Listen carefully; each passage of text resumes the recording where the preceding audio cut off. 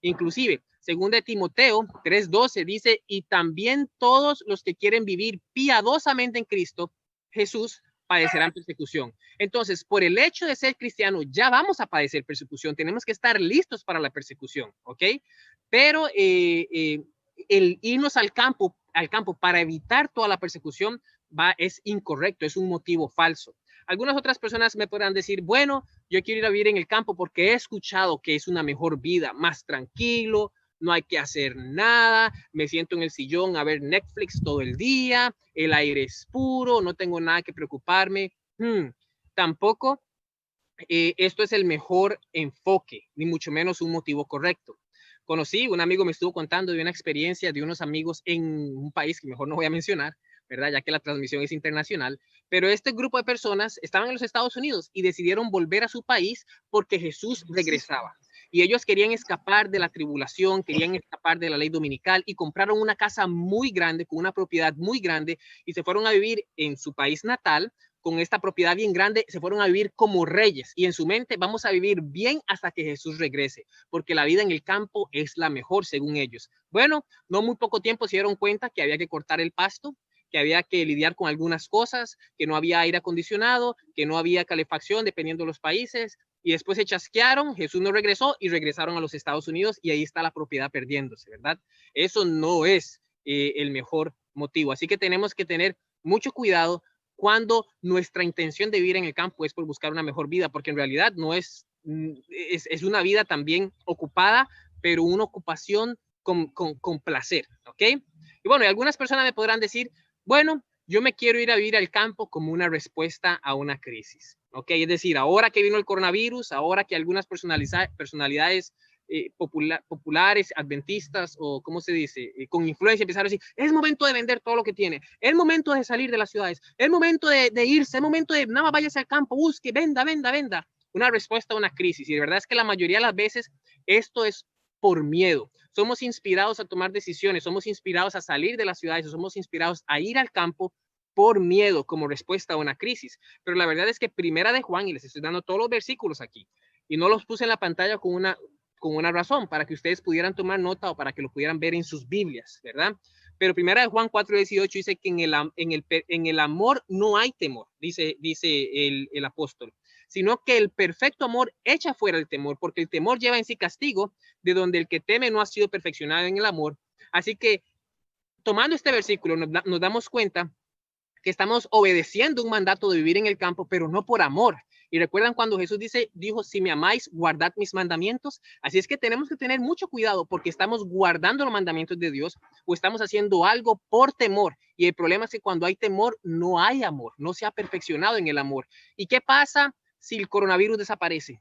Oh, posiblemente usted que tomó esta decisión por miedo va a regresar a la ciudad, ¿verdad? Porque no hubo amor, no hubo un entendimiento genuino. ¿Qué pasa si la crisis desaparece y el miedo se va? Bueno, posiblemente, y ha pasado muchas veces, tengo testimonio tras testimonio de pastores y hermanos que me han llamado comentando, mire, mis miembros de la iglesia están escuchando a fulanito o a menganito diciendo que es momento de vender y es momento de salir de las ciudades. Y tengo personas profesionales que vendieron sus casas, que compraron, se fueron a la montaña y ahora no saben qué hacer. La crisis pasó. Esto fue por ahí de cuando supuestamente predijeron una crisis financiera. La crisis pasó, ellos regresaron a la ciudad porque no tenían cómo sostener a su familia y ahora están fuera de la iglesia. ¿Todo por qué? Por causa del miedo, porque no hay amor. Y hay muchos ejemplos con respecto a esto, ¿verdad? El vivir en el campo realmente no nos va a hacer santos. Tenemos el ejemplo de Saúl, que vivió y se crió en el campo, ¿verdad? El vivir en el campo nos va a acercar a Cristo, pero es esa, yo no me voy a salvar ni voy a ser más santo yéndome solo por el hecho de irme al campo. Y eso es lo que tenemos que entender. Es una relación con Cristo. Tenemos muchos ejemplos en la Biblia de personas que vivieron en el campo y terminaron siendo siervos de Satanás. E inclusive Mateo 24:40, bien interesante, un versículo donde Jesús señala las señales de la venida y el fin del mundo. Él dice en Mateo 24:40, entonces estarán dos en el campo, uno será tomado según el contexto para destrucción y el otro será dejado. Entonces, mire, inclusive gente viviendo en el campo, según la profecía de Jesús en Mateo 24, va a haber gente que se va a perder viviendo en el campo. Entonces, lo que estoy tratando de entender aquí, dando a entender, es que el vivir en el campo por sí solo no te va a salvar. No vas a ser un mejor cristiano viviendo en el campo. No vas a ser un santo solo por el hecho de vivir en el campo. Hay muchas personas malas y pecaminosas, aún peor que en las ciudades, viviendo en el campo. El hecho es la relación. Si usted quiere amar a Cristo, no por temor, no por tener una mejor vida, no por escapar de la tribulación, si usted quiere educar a sus niños, a sus hijos en el temor de Jehová, si usted quiere que sus hijos estén más preparados para los eventos finales, si usted quiere tener un relacionamiento más cerca con Cristo, y claro, sí, en cierto sentido, si quiere estar un poco mejor cuando las crisis vengan, el campo entonces es la respuesta para eso. Pero tenemos que tener el balance correcto, ¿ok? Tenemos que tener el balance correcto. Y estoy diciendo todas estas cosas, pues, porque obviamente hay muchas personas diciendo que vivir en el campo y diciendo todos tenemos que vivir en el campo y esa es la mejor manera, con eso vamos a buscar la santidad y definitivamente no es así. Vimos que realmente la santidad solo viene por Cristo. Pero bueno, siguiendo con el tema, hablemos un poquitito de Juan el Bautista.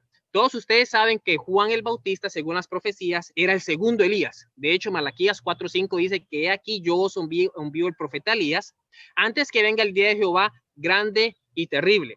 Lucas 1:17 dice que irá delante él con el espíritu y el poder de Elías para hacer volver los corazones de los padres a los hijos y de los rebeldes a la prudencia de los justos, para preparar al Señor un pueblo bien dispuesto. Está hablando de Juan el Bautista. Entonces, nosotros vamos a encontrar que Elías se profetizó en Malaquías 4:5 que en los últimos días iba a venir un Elías, ¿verdad? Jesús dijo que ese Elías era Juan el Bautista. Pero si tomamos la profecía de Malaquías 4:5, vamos a darnos cuenta que también al final de los días va a venir otro Elías. ¿Y qué es lo que significa esto? Va a venir un grupo de personas con el espíritu y el poder de Elías. Ahora, si nosotros estudiamos la vida de Elías, nos vamos a dar cuenta de cosas muy interesantes, como por ejemplo, la forma en la que vestía Elías, ¿ok? Tanto el primero como el segundo. La forma en la que comía Elías, tanto el primero como el segundo. La forma en la que predicaba Elías, tanto el primero como el segundo. Pero ahora yo me pregunto, si nosotros analizamos todas estas cosas, esas son características. El espíritu de estos Elías deben de estar en el último Elías, el cual todos entendemos que es el pueblo remanente, ¿verdad? El pueblo que está predicando el mensaje de los tres ángeles. Ahora la pregunta es, ¿dónde vivían el primero y el segundo Elías? Ahora, si nosotros vemos la Biblia y vamos a hablar ahora del segundo Elías, que era Juan el Bautista, nos vamos a dar cuenta que Juan el Bautista también vivió en el campo. No solo vivió en el campo, pero se crió en el campo. Y no solo se crió en el campo, pero también predicó y vivió cuando era adulto en un lugar desierto, alejado de las influencias pecaminosas de la ciudad en ese momento, el cual era Jerusalén. Pero si ustedes quieren ver aquí en Lucas capítulo 2, vamos a encontrar, Lucas capítulo 1, vamos a encontrar en el versículo 39, que dice que en aquellos días levantándose María, fue deprisa a subraya esa palabrita, a la montaña. Ok, estoy leyendo en Lucas 1:39.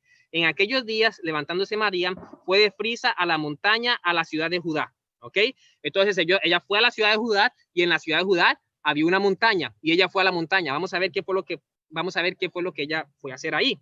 Y entró a la casa de Zacarías. Es decir, la casa de Zacarías estaba en la montaña de Judá. ¿Quién era Zacarías?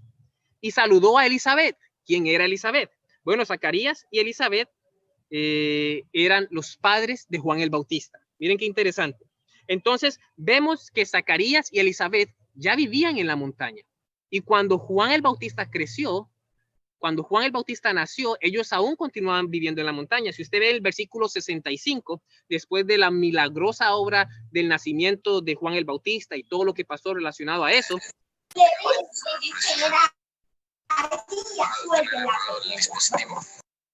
no se les olvide poner el mute ahí o mute su micrófono. Pero sigue diciendo aquí en el versículo 65 de Lucas capítulo 1, dice, hablando de lo que pasó después del milagro del nacimiento de Juan el Bautista, dice, y se llenaron de temor todos sus vecinos, los vecinos de Zacarías, los vecinos de Elizabeth, por el nacimiento de Juan el Bautista. Fue algo tan extraordinario que todos los vecinos se llenaron de temor. Bueno, ¿dónde vivían los vecinos? Y se llenaron de temor, versículo 65, todos sus vecinos y en todas las montañas de Judea se divulgaron todas estas cosas. Entonces, los vecinos de Juan el Bautista, los vecinos de los padres de Juan el Bautista, estaban en la montaña.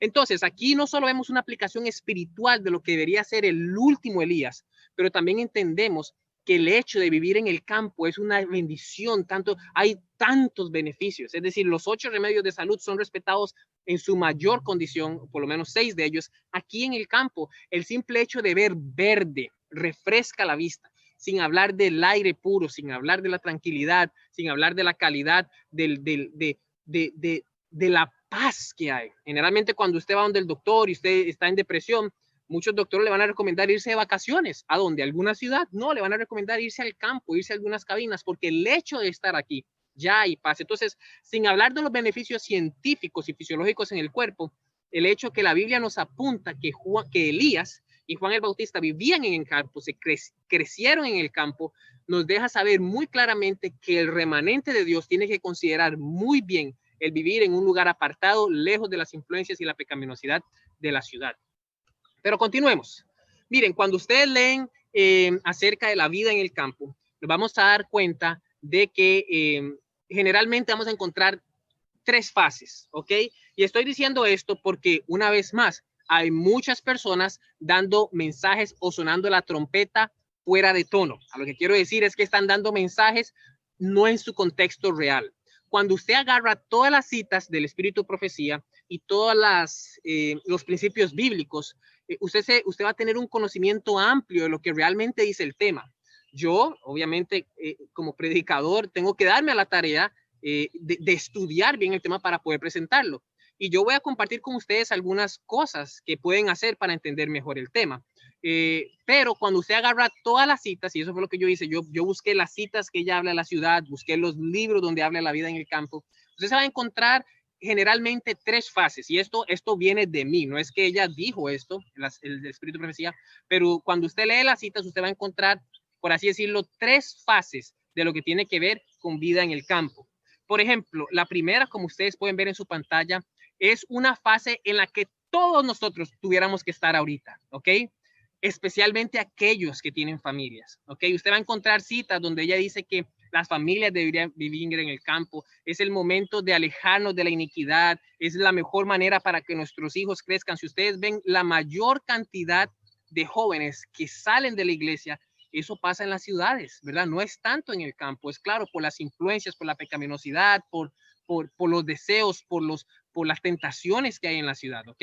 Entonces, si usted es un padre especialmente, o si usted es padre de familia con hijos, una de sus prioridades más importantes es considerarse vivir en el campo. Pero bueno, la primera fase en lo que tiene que ver con vida en el campo, pero como les dije, ustedes cuando leen la cita generalmente van a encontrar 3 fases, ¿verdad? Y tienen que poner esa cita en el contexto de estas 3 fases. La primera fase es donde todos nosotros tuviéramos que haber estado de hace mucho tiempo, ¿ok?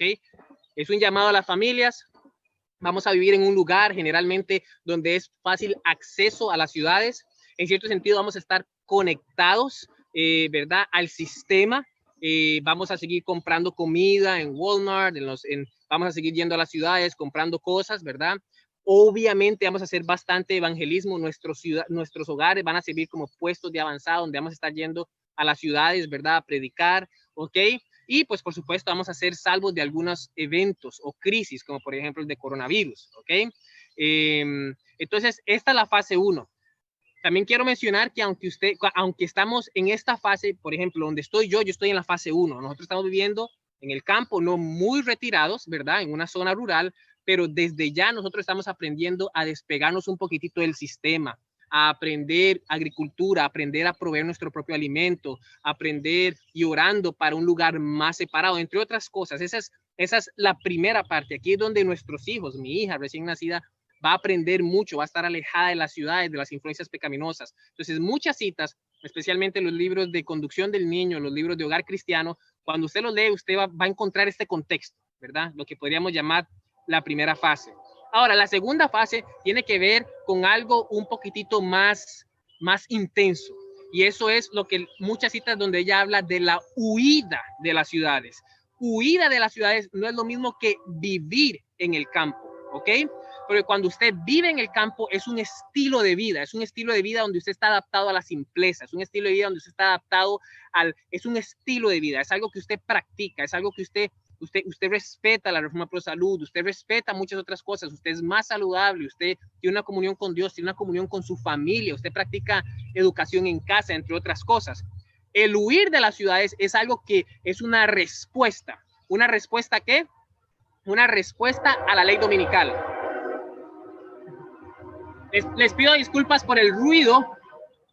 Por aquí cerquita pasa un tren que pasa por todo el estado y por eso es que, bueno, se hace un poco de ruido aquí. Como ustedes pueden ver, no estoy completamente alejado de la ciudad, ¿verdad? Aunque no hay una ciudad aquí cerca, estamos a 20 minutos, como les dije, de una ciudad pequeña. En realidad, la ciudad más grande está a 2 horas de donde yo estoy. Es la ciudad de Atlanta, y la otra ciudad más grande, que es la ciudad de Nashville, está a 2 horas. La ciudad más cercana, que es una ciudad pequeña, pero un poco, bueno, no tan pequeña, está a 20 minutos, que es la ciudad de Tennessee. Pero bueno, entonces, en el segundo estado, en el segunda fase de la vivir en el campo, usted va a encontrar la huida, ¿ok? Entonces, aquí es donde muchos van a salir de la ciudad porque vino la ley dominical. De hecho, la sierva del Señor lo dice así. Ella dice, siempre que se pueda, es deber de los padres, no, perdón, esta es una referencia a la primera estación aquí, a la primera fase, ¿ok? Para que ustedes vean a lo que me refiero. Siempre que se pueda, es deber de los padres establecer un hogar en el campo para beneficiar a sus hijos. A medida que transcurra el tiempo, cada vez será más necesario que nuestro pueblo salga a las ciudades. Durante años hemos recibido la instrucción de que nuestros hermanos y hermanas, y especialmente las familias con hijos, deberían planear salir de las ciudades a medida que puedan hacerlo. Entonces, esto es una referencia a la primera fase, ¿ok? A la fase donde todos nosotros deberíamos estar, ¿ok? Una fase que es más un estilo de vida. Ahora, la segunda fase de la que estamos hablando tiene que ver con la respuesta. ¿La respuesta a qué? La respuesta a la ley dominical, que es una huida. No es ahora tiempo, dice ella, para que el pueblo de Dios fije sus afectos o se haga tesoros en el mundo. No es tan lejos el tiempo en que, como los primeros discípulos, seremos obligados a buscar refugio en los lugares desolados y solitarios, así como el sitio de Jerusalén por los ejércitos romanos fue la señal para que huyesen los cristianos de Judea. Así la toma de poder por parte de nuestra nación, el cual es los Estados Unidos para ella, con el decreto que imponga el día del descanso papal, será para nosotros una amonestación. Entonces será tiempo de abandonar las grandes ciudades y prepararnos para abandonar las menores, ¿ok? Entonces, cuando venga la ciudad, yo tengo que prepararme para abandonar esta, por así decirlo, menor ciudad e ir a un lugar más retirado. Aquellos que están en las ciudades tienen que prepararse para salir de las ciudades. Esta es una respuesta, es la segunda fase, o esta es la otra fase de muchas de las citas de las que ella habla, es una huida. Y prepararse para abandonar las menores ciudades en busca de hogares retirados en lugares apartados entre las montañas. Y ahora, en vez de buscar costosas moradas aquí, debemos prepararnos para trasladarlos a una patria mejor, la celestial.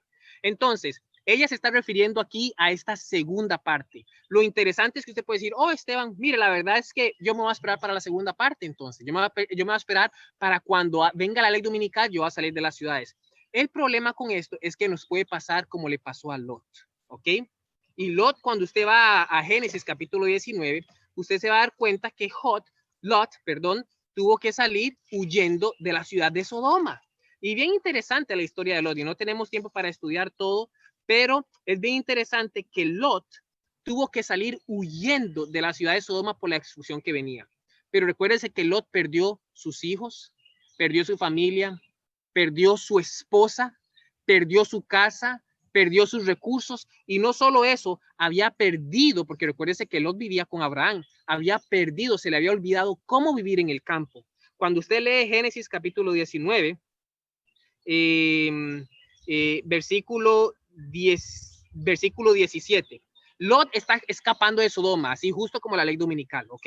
Y está huyendo, es momento de huir, es momento de salir, la ley dominical viene, es momento de salir. No hemos vivido en el campo como ya teníamos que haber hecho según la fase 1, es decir, la fase primera. Pero ahora dijimos, no, la verdad es que yo me voy a esperar para la fase 2, yo voy a salir cuando venga la ley dominical. Mire lo que le pasó a Lot.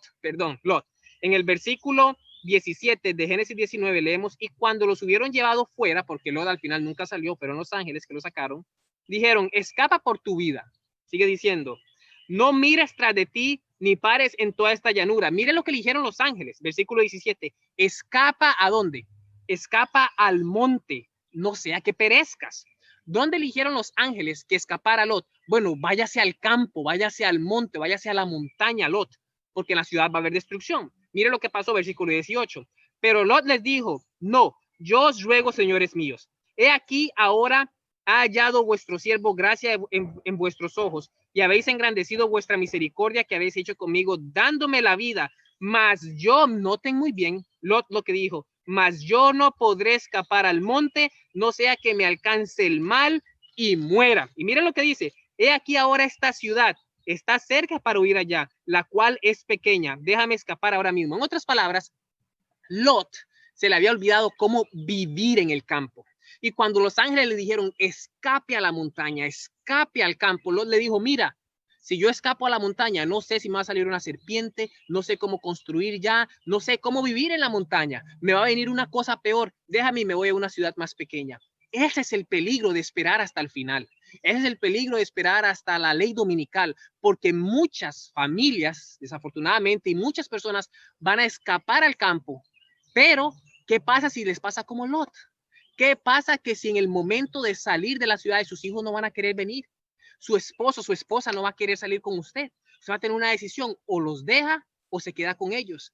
¿Qué pasa si todo el dinero que usted tenía lo invirtió en la casa de la ciudad? La va a perder o la va a vender en ese momento.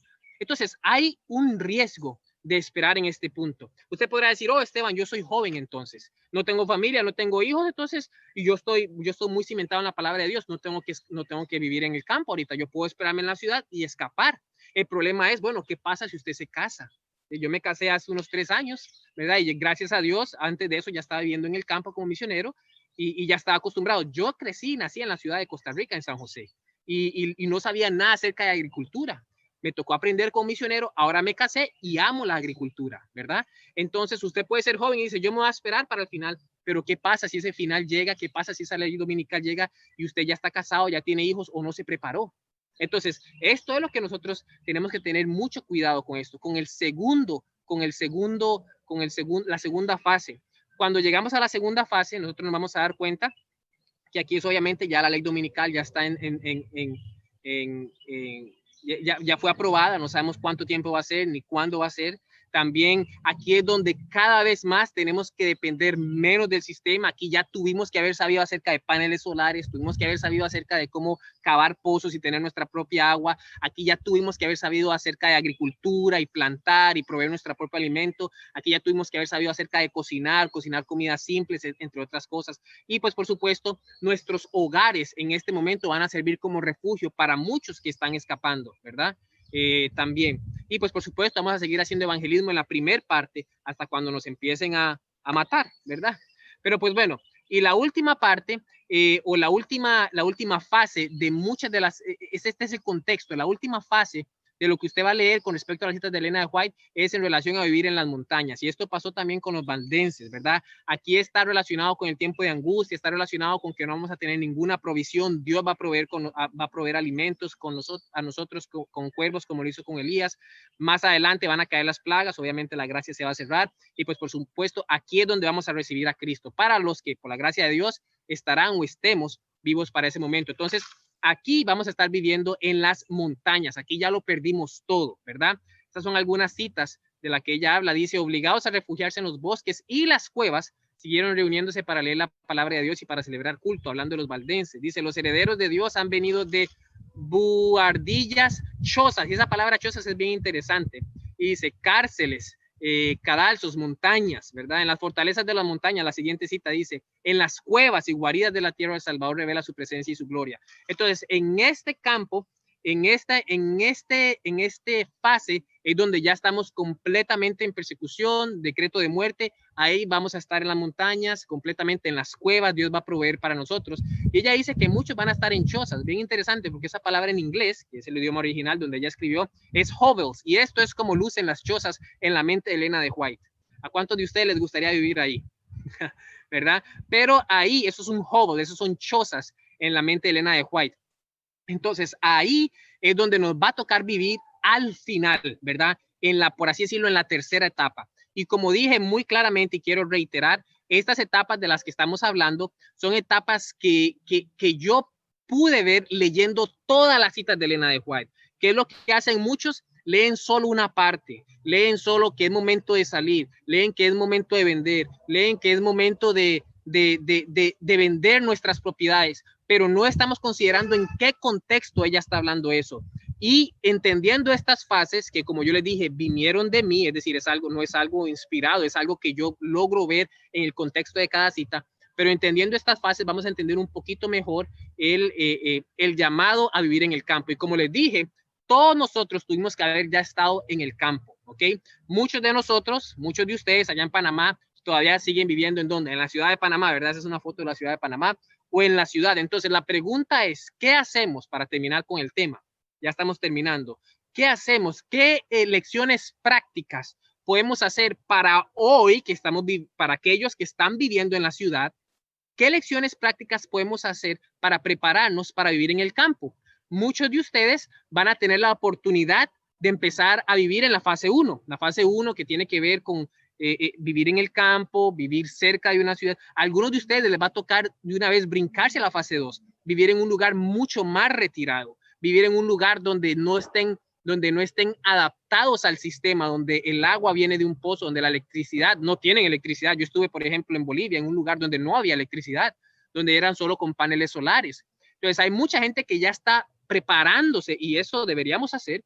Hay mucha gente que ya está preparándose para ese lugar, pero noten, si usted está en la ciudad, acostumbrado al aire acondicionado, acostumbrado a la electricidad, acostumbrado a la cocina eléctrica, acostumbrado a la licuadora, acostumbrado a todas estas cosas, para saltar a un lugar donde no hay electricidad, ¿cómo se va a sentir?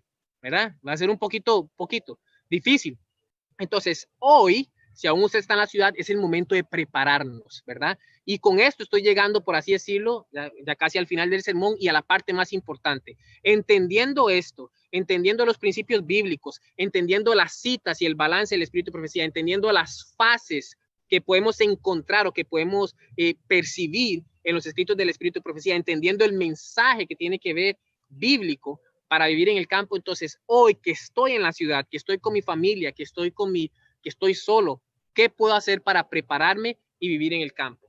Pues bueno, estos son los consejos prácticos, ¿ok?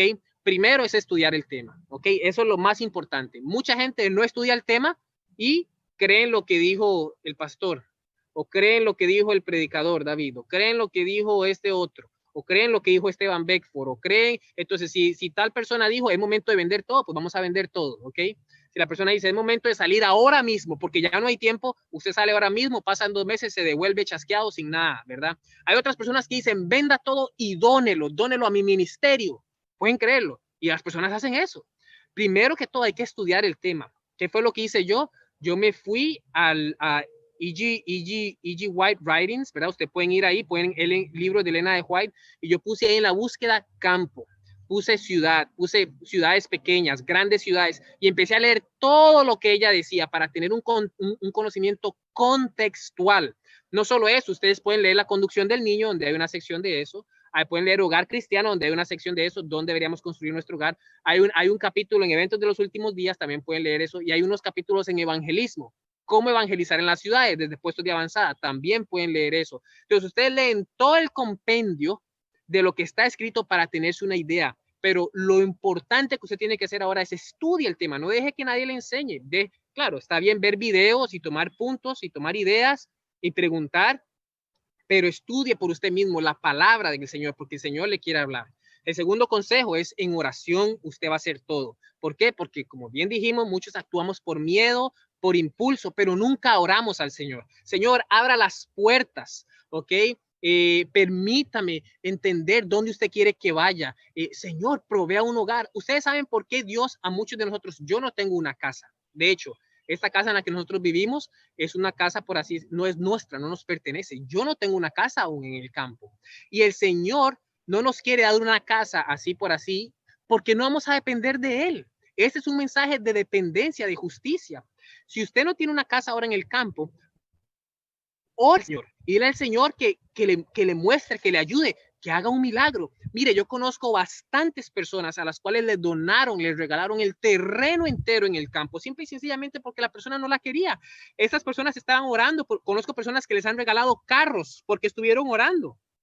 Conozco personas también que han conseguido terrenos muy baratos y casas en el campo muy baratas por la oración. Dios quiere que dependamos de Él. Dios no quiere que usted vaya a hacer un préstamo y comprar una casa. Dios no quiere que usted vaya o trabaje día y noche, 24 horas para ahorrar dinero y sacrificar a su familia, sacrificar su salud y comprar una casa. Él quiere que usted dependa en Él.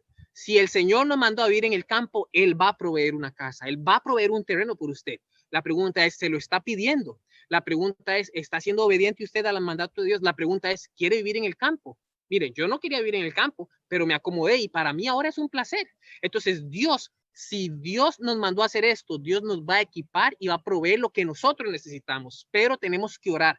Haga la vida en el campo y la providencia de el proveer de una casa, la oración de esto, una prioridad para el Señor.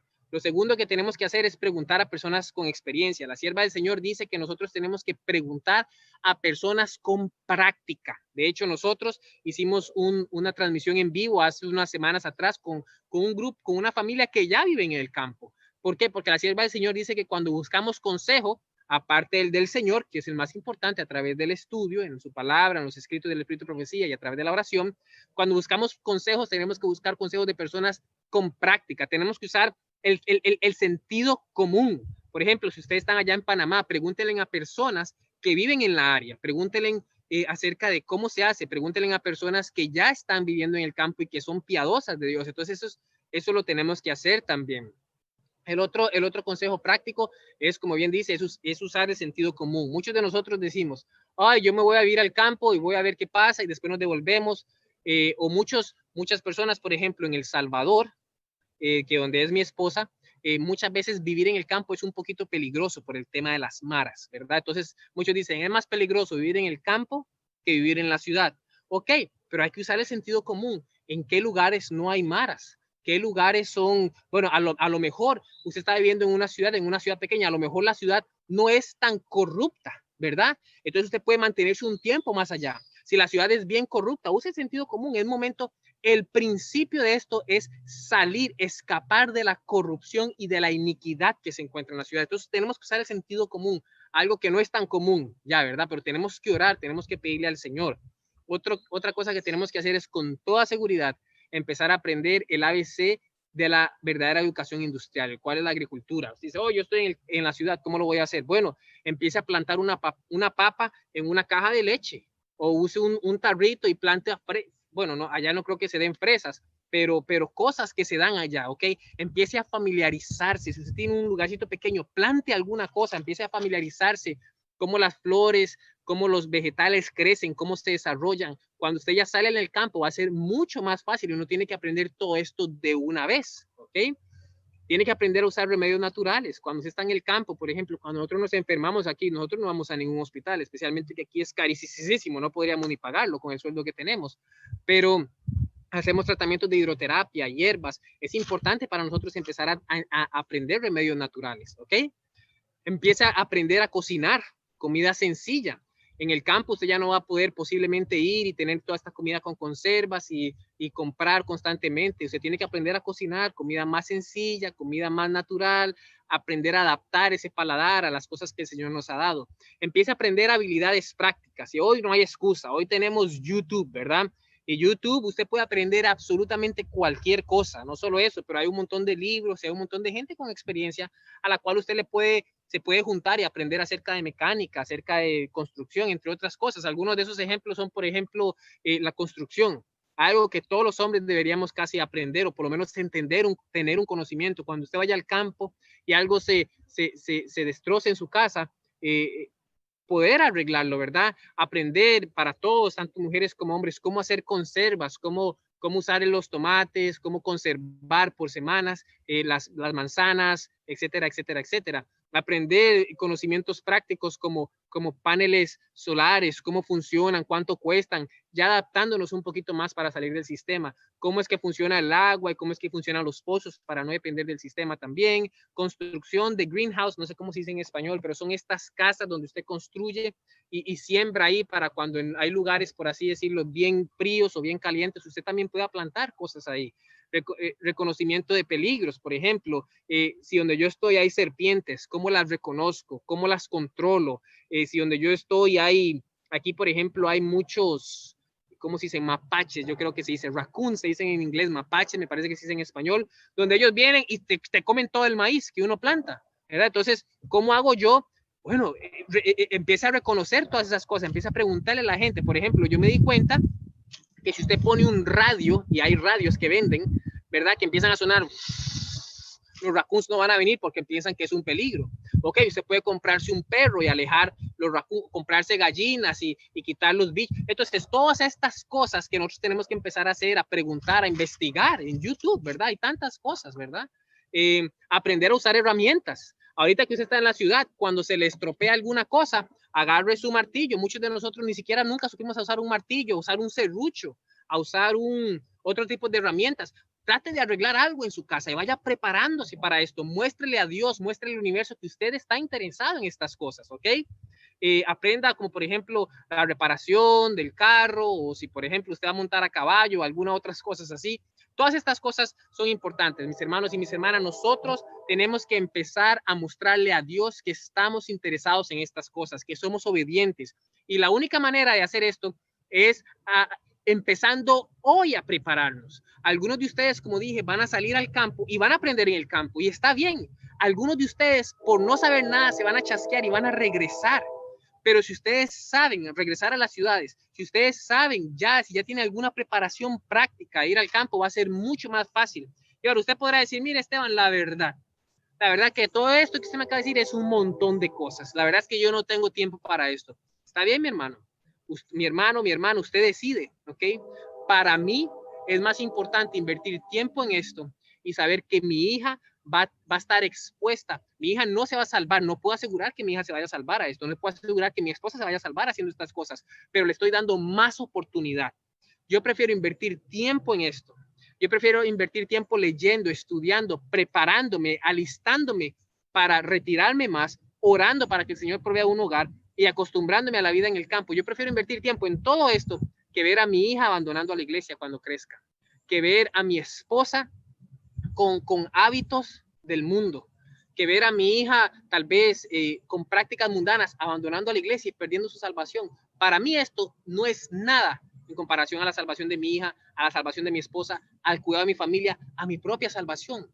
Mis hermanos, cuando yo estaba en la ciudad de mi país de Costa Rica, estaba expuesto a muchas tentaciones, muchas, y casi caigo hasta el día que dije, Señor, si yo continúo en este lugar, si continúo en esta ciudad, yo me voy a perder. Dejé todo lo que tenía, el trabajo como inspector de calidad, todo lo que tenía, a mi familia la dejé, vine para los Estados Unidos para ser entrenado, para ser misionero, y desde ahí he estado viviendo en el campo, como misionero, y ahora como padre de familia. Entonces, el llamado a nosotros es que sí, la vida en el campo es un mandato dado por Dios, como cristianos tenemos que ser obedientes a este mandato, pero tenemos que ser balanceados, estudiando por nosotros mismos y tomando decisiones prácticas que nos van a preparar, si estamos en la ciudad, para llegar a esas fases, ya sea la vida en el campo con una familia o una vida en el campo o en la montaña un poco más retirada. Cualquiera que sea, Dios nos está preparando para estas cosas y si queremos que nuestra productividad